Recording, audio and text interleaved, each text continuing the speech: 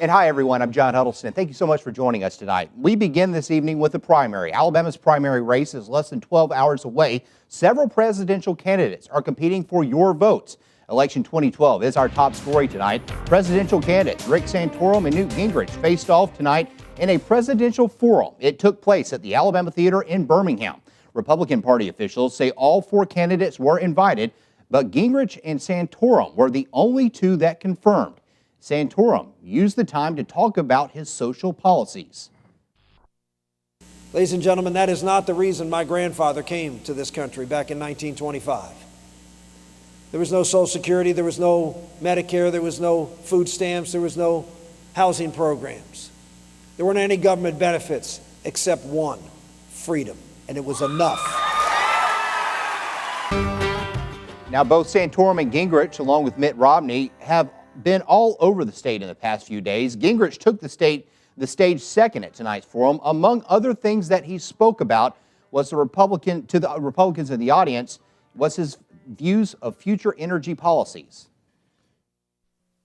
The idea of peak energy is a stupid idea. It does not exist. It is a technologically limited model. It has been the basis of American energy policy for 40 years, and it is wrong. Now, the president will never learn this for a variety of reasons. One's ideological, and the other's his choice.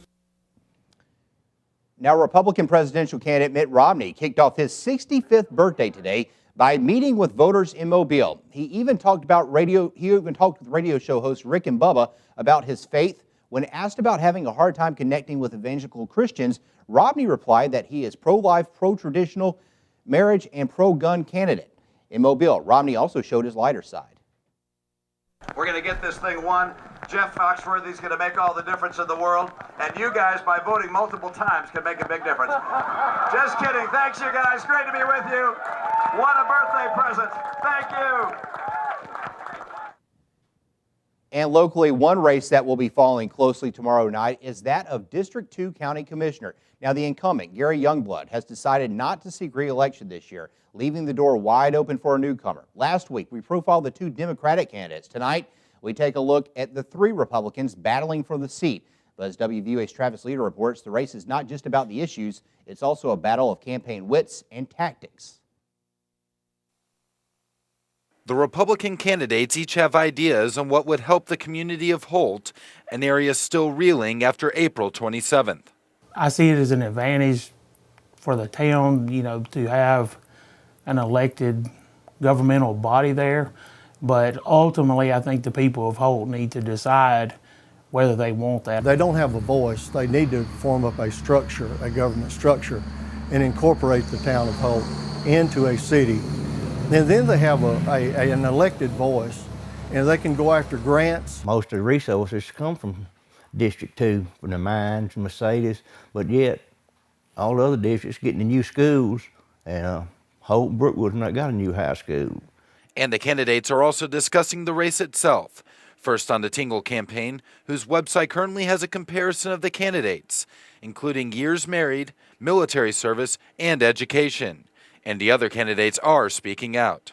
I don't think it's fair. Because a lot of times this high education, common sense deals a lot and stuff like what, commissioners does.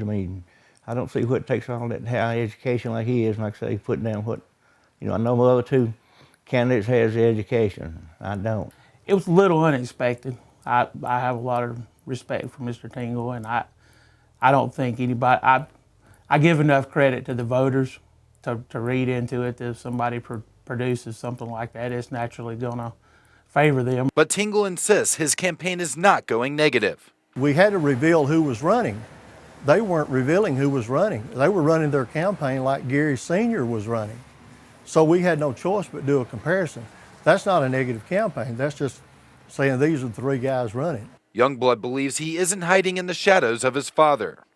I think it's kind of a nitpicky thing to worry about, but I certainly have tried to not keep it a secret that it's me running for county commission and not my dad. Reporting in Tuscaloosa County, Travis Leader, WVUA News.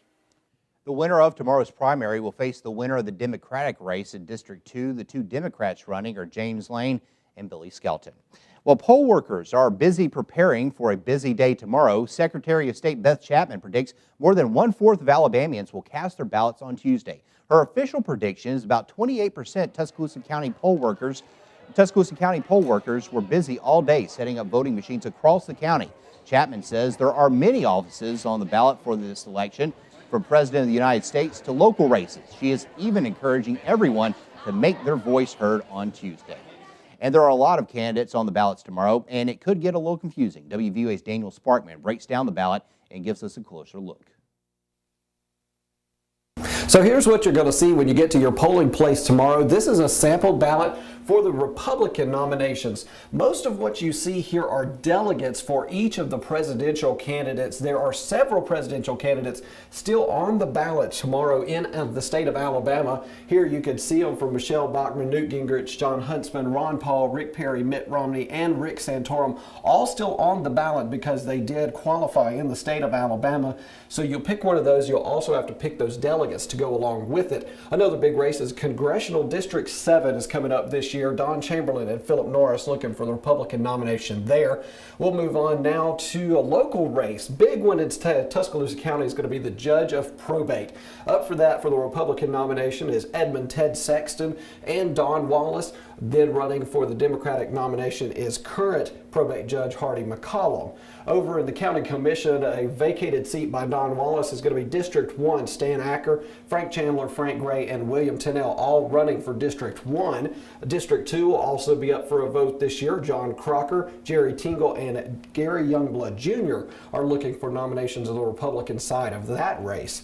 Then the County Commission District 3, Jamie Clements and Bobby Miller looking for nomination on the Republican side. Over on the County Board of Education District number 3, John Hinton, Gary Mims.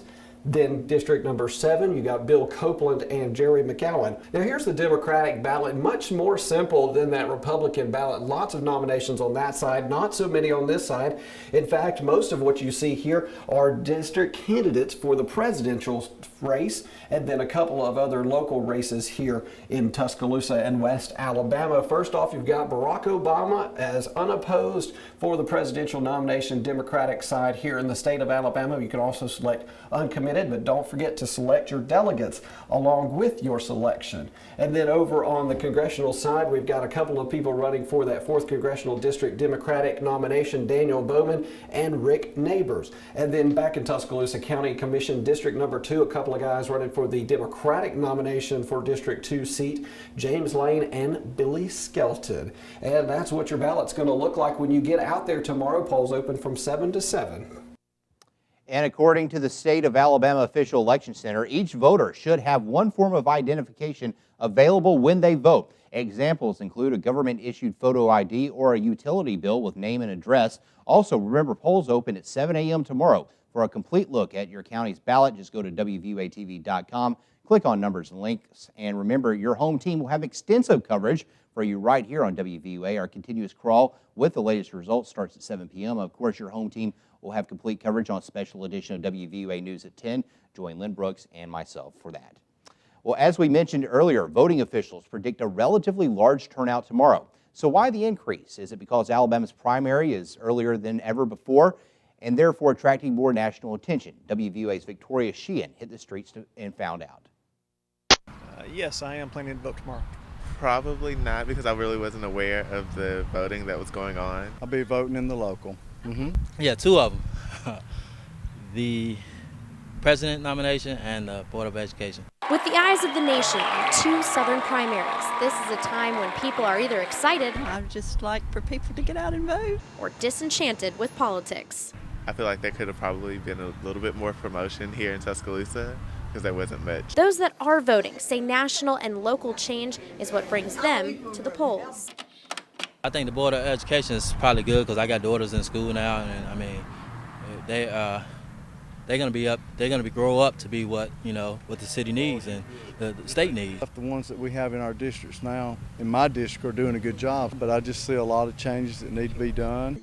And for the GOP race, Alabama is enjoying candidate attention in a first-ever March primary, which has some predicting a higher voter turnout. I'm glad Alabama's going to have a little bit more of a say-so in the nomination. I mean, it's great that, I guess before when the vote was later on, they might overlook Alabama.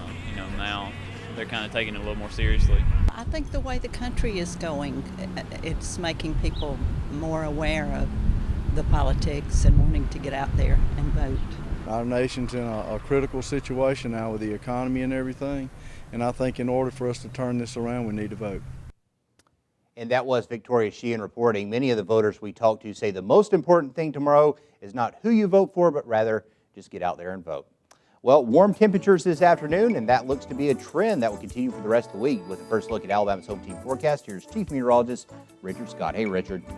Hey, John, good Monday evening to you. Still warm out there, no doubt about that. Upper 60s area-wide, 68 in Tuscaloosa. We got 66 down in Montgomery, 67 in Tupelo. And temperatures going to stay mild tonight, and the showers and storms are out here now. Much of the area got at least a little bit of rain today and some lightning and thunder out of some of the storms. But again, that activity has worked on towards the east and dissipated tonight as skies become partly cloudy overnight. During the day on Tuesday, we'll have that mixture of clouds and sun. 70 as early as 9 o'clock in the morning, 76 at lunch, and check that out, 80 by 4 o'clock tomorrow afternoon. The chance of isolated showers and storms still possible, but the chance for rain is smaller for the rest of the week. What about the beach forecast, though? We'll look ahead towards next weekend. Your forecast is coming up.